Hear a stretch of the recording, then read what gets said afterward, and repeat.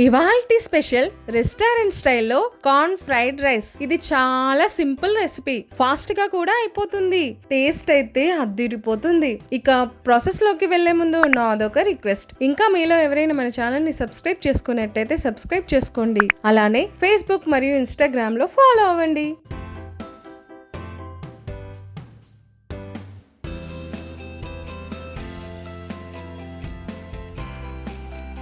ముందుగా ఒక వెడల్పాటి ప్యాన్ లో 3 టేబుల్ స్పూన్ల నూనె వేడి చేసుకుని కొద్దిగా వెల్లుల్లి తరుగు, కొద్దిగా అల్లం తరుగు, 2 పచ్చిమిర్చి తరుగు, అరకప్పు చిన్నగా కట్ చేసిన ఉల్లిపాయ ముక్కలు వేసి ఒకసారి కలుపుకొని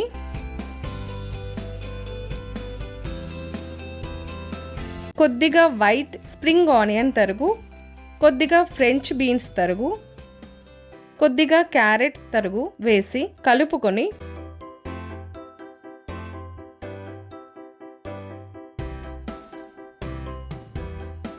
ఇప్పుడు 1 కప్పు ఉడికించిన స్వీట్ కార్న్ వేసి మరీ ఎక్కువగా కాకుండా 1 నిమిషం పాటు ఉడికించాలి.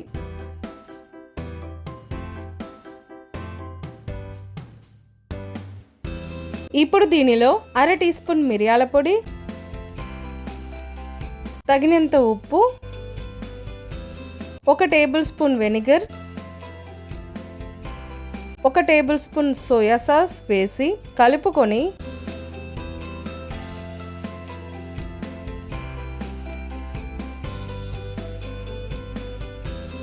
2 కప్పులు పొడి పొడిగా వండుకున్న బాస్మతి రైస్ వేసుకోవాలి. మీరు మామూలు రైస్ కూడా వేసుకోవచ్చు. రైస్ కి సరిపడా ఉప్పు కూడా వేసి అంతా బాగా కలిసేలా కలుపుకోవాలి.